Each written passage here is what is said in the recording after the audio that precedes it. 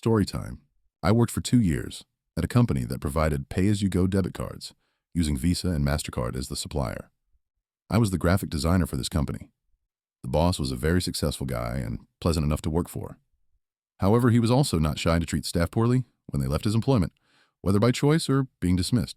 He did this by withholding their last month's pay, and as some of them were on student visa, or immigrants that had little power to pursue.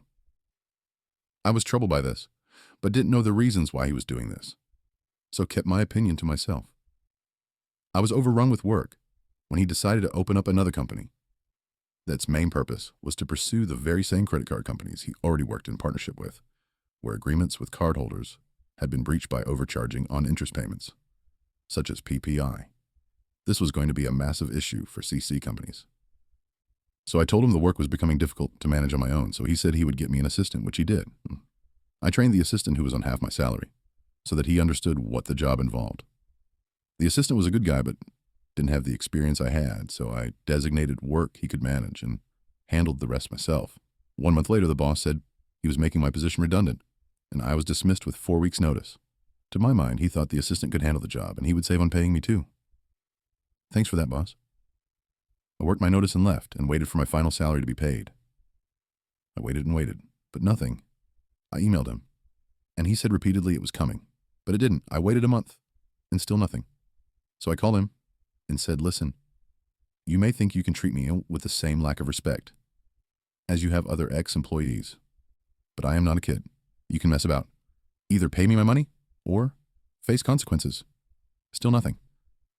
So I contacted Visa and MasterCard and said, were they aware that one of their partners was working secretly to set up another business to sue them for contract breaches, and would they like further information as to who it was?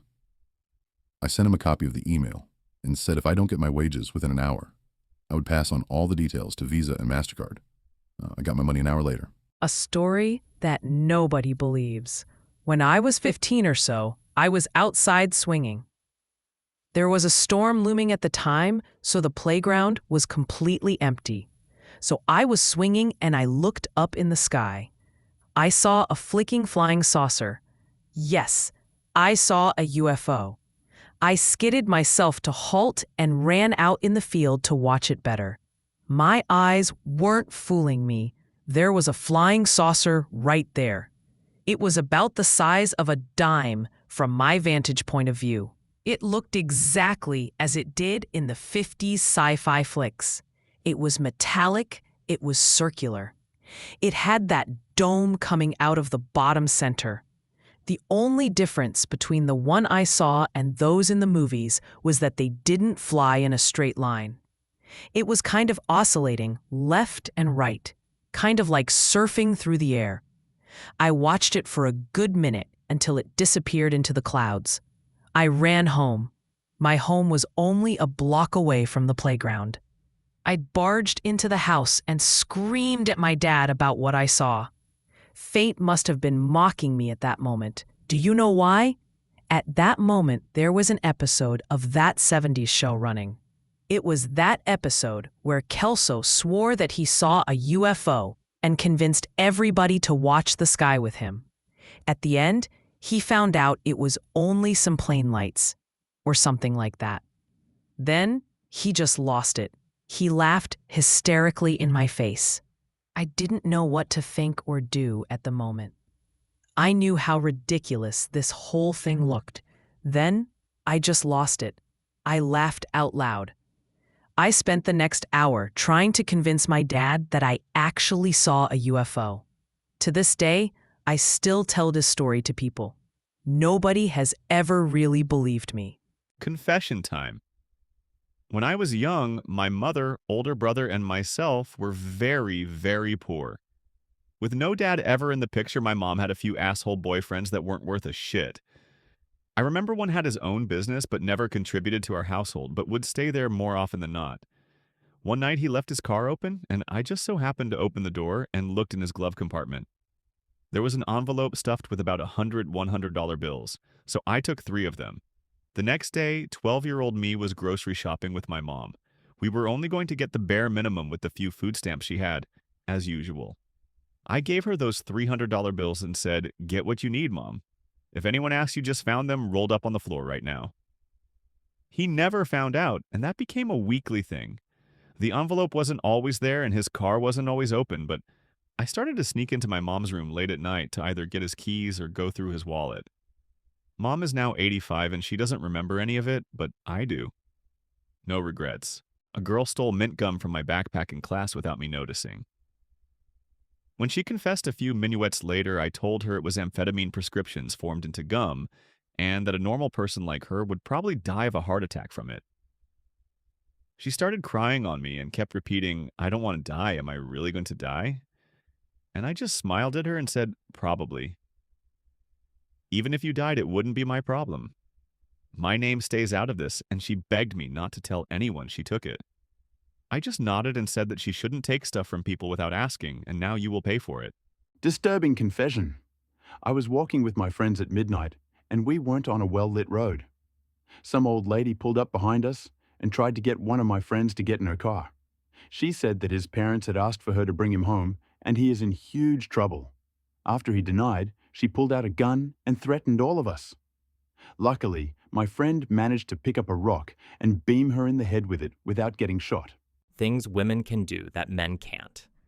I was once bowling on my birthday, and my buddy called a few friends to come join us. One girl I have never met showed up, singled me out as the birthday boy, with an extremely misplaced effort to make me feel special. She proceeded to steal my hat, drink my beer from the same glass, and tried to sit in my lap. I asked for my hat back, got a new drink, and kept changing seats, obviously uncomfortable and uninterested. When I went to take my turn, she came up and basically stuck her tongue down my throat. I left immediately and went to another friend's house to process what the hell just happened. She stole my number off his phone and proceeded to call me, begging me to come back to hang out, and found all my socials. I had to start finding her to block her before she found me. I feel like a terrible person writing this, but here it goes. For the past few months, whenever I use self-checkout, I sometimes forget to scan an item or two. At first, it was something small, like a candy bar, but then it turned into bigger things. I always tell myself, it is a big company, they won't miss it. But deep down, I know it's wrong, and every time I steal, I feel disappointed with myself afterwards. Yesterday, I walked out with like 30 euros worth of stuff I didn't pay for. I felt sick after. I don't know why I do it. I'm not starving. I have a job. I guess it started as a thrill, and now it's like a bad habit. I'm scared one day I'll get caught, and honestly, I probably deserve it. I regret it every single time, but then I do it again. I don't know how to stop, but I know I need to. Confession time. My workplace is about an hour's walk from where I live. On the way, I pass through a narrow pedestrian path that runs alongside a dual carriageway. The houses there have large front parking spaces where cars are parked. Honestly, I don't know how people manage with speeding traffic, but that's beside the point. I walk to work to get my steps in, but for about a month, an SUV has been blocking the pedestrian path. Because of this, I've had to step out onto the dual carriageway just to get past, which is extremely dangerous. Sometimes I barely have enough time to cross safely. One day I had enough. As I approached the SUV, I noticed a large rock on the ground. I picked it up and threw it as hard as I could at the car. Since then, the SUV hasn't been parked there in the mornings. The stupidest employee of the year. New guy came to work in my company. He stole lottery tickets, but his way of doing it was exposing the barcode that the terminal scans to see if it's a winner. If it wasn't a winner, he put it back. If it was a winner, he cashed it out and filed it away with his paperwork. Now it sounds kind of clever, but we do lottery counts every morning, not to mention the fact that people who buy lottery tickets would immediately notice if the barcode was already exposed. When I saw this, I immediately checked the camera and saw him from multiple angles doing this. He then also threw the winners in the trash after he cashed them and left the trash in the can overnight. I called the cops. They had all the evidence they needed. Arrested him, and I guess some poor soul took pity and posted his bail. He then texts me to tell me he quit. I told him it's hard to quit a job when you were officially fired while sitting in a holding cell. Confession time. I sell private jet flights to people who only want to look rich. When I first got into the private jet business, I thought I'd be selling these private jet flights to celebrities, billionaires, CEOs. What I didn't expect was the surging client base of Gen Zs, influencers, online gurus, and dropshipping coaches. The funny thing is that most of these people don't even care about getting from A to B. Most of them book the shortest route, and some of them don't even leave the ground. They just want pictures and videos of them on the jet sipping champagne. At first, this was extremely weird, and I judged these people. Like, why would they spend money just to flex on Instagram? It felt fake, very shallow. But over time, I realized that this was the product. The private jet is what people really want. But they aren't buying transportation.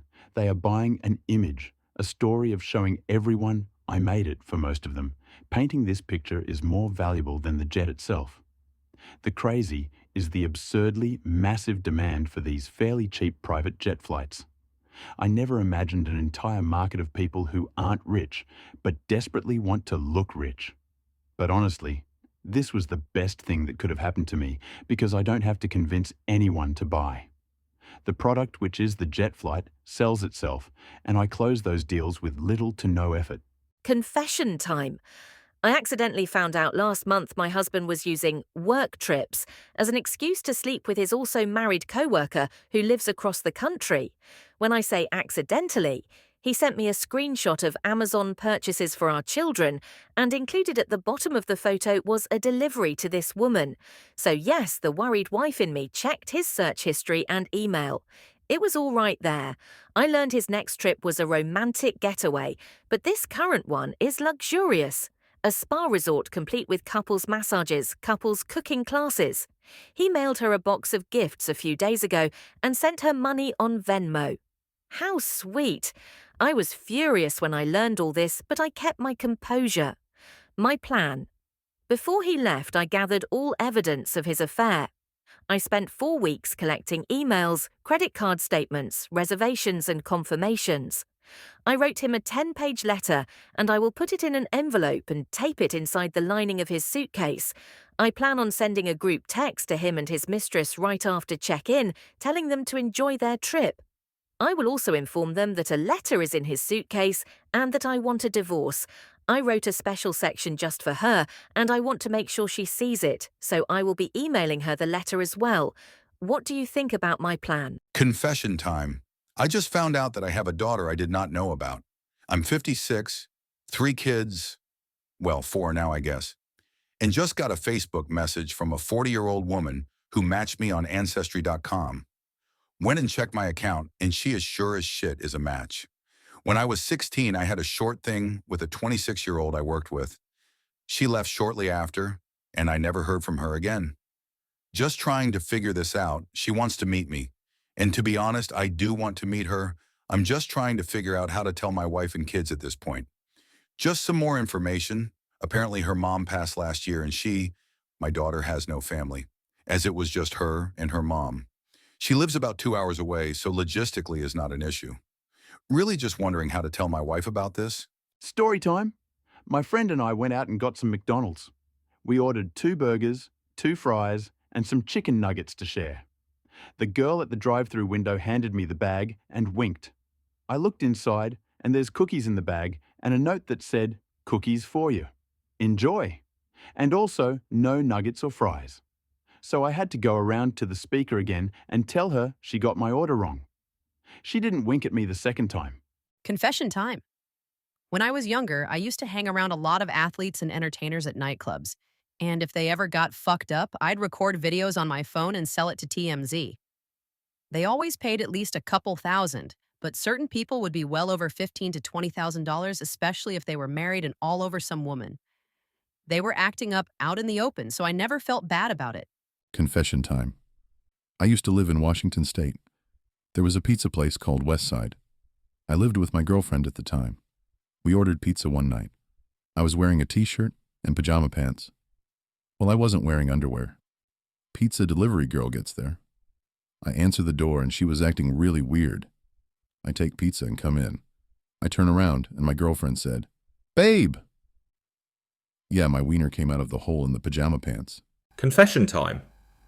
As a child, I can remember standing out on the apartment balcony and watching kangaroos in the distance. My mother used to make homemade clay for me to play with using flour and some other kitchen materials. I didn't have a bed, slept in a mostly empty room with a few toys, mostly cars, and one of those Hot Wheel tracks that go around a loop. I've never been outside the US. My mother claims she's never done this, or even knows how to make clay, and that I've always had a bed, and I'm 100% sure I'm not adopted. Sure enough, those memories are there, multiple memories of it, not like some kind of weird, out of the ordinary kind of memory. More like those were general kinds of memories from childhood. Story time, how I ended up with my dog. I was on my way to the bus when I saw this dog calmly walking about. He approached me, I petted him a bit, and went on my way. For some reason, he kept on following me. There were other people around us, but he kept on walking behind me. The bus station is by a busy street. I hoped to shake him off by the time I got there, but no, I wasn't sure what would happen if I got on the bus. Would he run after it? Would he hop on the bus? The stop I intended to hop off is on another heavily trafficked place. Neither of the options looked good, so I did the only thing I could think of. I headed home. On the way, I called my dad and told him a dog was following me. He laughed, thinking it was my way of trying to skip school. He went along with it, though, promising to drive us to the nearby dog shelter. Imagine his surprise when I came home with a dog. So we drove to the dog shelter, where we had to turn him in. A week or so later, we got a call saying that no one had claimed the dog or reported him missing. My dad wanted a dog, different breed though. But seeing as this fellow had followed me around, he figured, well, this is the dog. And that, kids, is how I met my dog. A story that nobody believes. I was in high school. I'm at a friend's house party. My girlfriend got extremely drunk. I'm struggling to enjoy myself because I was barely feeling any alcohol and she was being annoying. She won't stop talking about how horny she is. We go upstairs into a bedroom and start hooking up. She throws me onto the floor, gets underdressed. She rips off my clothes, straddles me, and says, "You're gonna love this." I wasn't feeling it, and I'm about to tell her to get off of me. She lets out this noise that sounds like a combination of a deep cough and a hiccup. Then she lets out a Hurricane Katrina-style storm surge of explosive diarrhea all over me. Apparently, we had been going through the back door, and she lost control. So here I am, covered in Jaeger bombs, Taco Bell, and oppressive feces, while in my friend's little brother's room. I try to fight off the traumatizing shock which I'm in. Someone needs to clean this up quickly. A story that nobody believes. When I was 15 or so, I was outside swinging. There was a storm looming at the time, so the playground was completely empty. So I was swinging and I looked up in the sky. I saw a flicking flying saucer. Yes, I saw a UFO. I skidded myself to halt and ran out in the field to watch it better. My eyes weren't fooling me. There was a flying saucer right there. It was about the size of a dime from my vantage point of view. It looked exactly as it did in the 50s sci-fi flicks. It was metallic, it was circular. It had that dome coming out of the bottom center. The only difference between the one I saw and those in the movies was that they didn't fly in a straight line. It was kind of oscillating left and right, kind of like surfing through the air. I watched it for a good minute until it disappeared into the clouds. I ran home. My home was only a block away from the playground. I barged into the house and screamed at my dad about what I saw. Fate must have been mocking me at that moment. Do you know why? At that moment, there was an episode of That 70s Show running.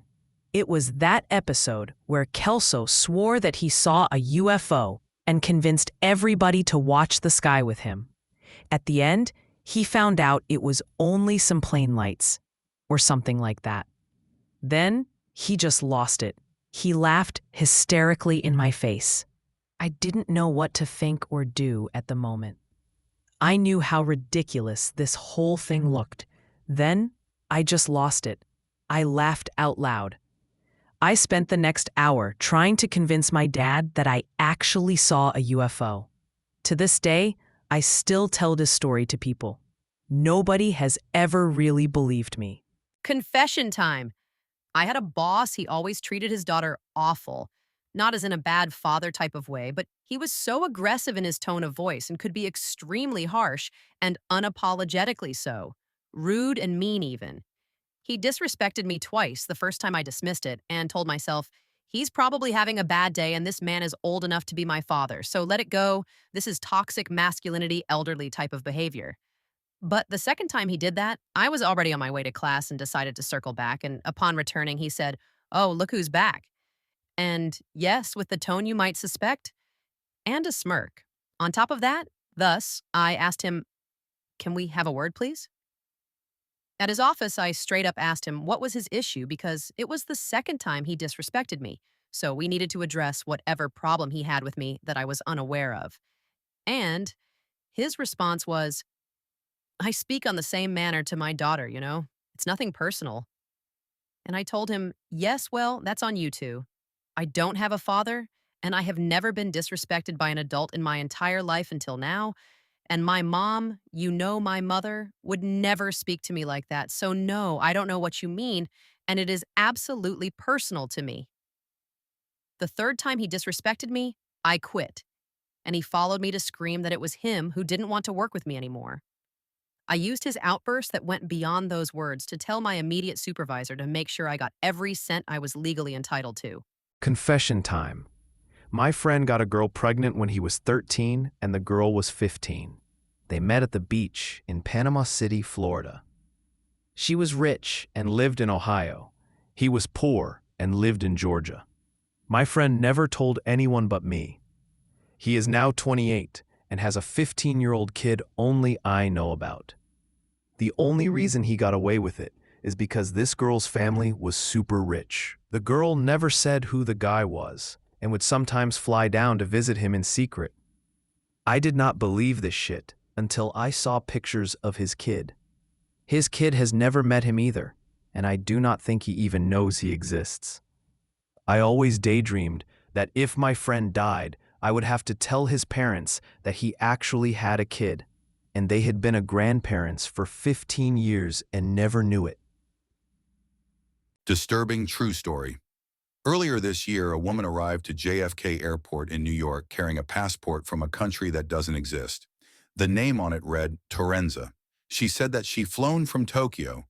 Also, she spoke perfect English and claimed that Terenza was in Caucasus region. Customs scanned her passport and it looked real. Holograms, stamps, and even a chip. But when staff looked up this country, they found nothing. They thought that this was a prank until she calmly asked, "Is this not a United States of Terenza?"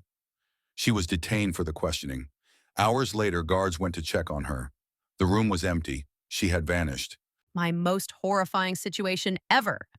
I was sitting in a subway late at night when I noticed the sitting woman across from me. She was staring at me intently. That woman was sitting between two old men. I kept looking away, but this woman wouldn't break eye contact. The stare was beginning to freak me out. At the next stop, new passenger got on and it was a tall man wearing a trench coat. Then he sat down next to me. I paid no attention to him. The woman still kept looking at me. I was getting more and more freaked out. Two men did not even glance at her direction. Every time I looked at that woman, she kept looking. When the train was pulling to the next stop, the man in the trench coat got up to leave, but suddenly he grabbed my arm tightly. As the door opened, he dragged me off the train. The subway doors shut and left me all alone with this man. I started to scream out loud, begging for help. Then the man in a trench coat said, "Calm down, I just saved your life. I did not mean to scare you, but I have to get you off that train." The woman sitting opposite of you was dead, and the two men sitting beside her was holding her body. Most ridiculous breakup I ever witnessed. We just finished 8th grade. One of my best friends, Tom, actually had a girlfriend named Ruby. We were all in the same friend group, so we were pretty close. One time, we were hanging out in my basement. Being unsupervised teenagers, we would often play truth or dare. This one time, as it was my turn, I turned to Ruby and dared her to fart to Tom's face. She seemed pretty excited to do so.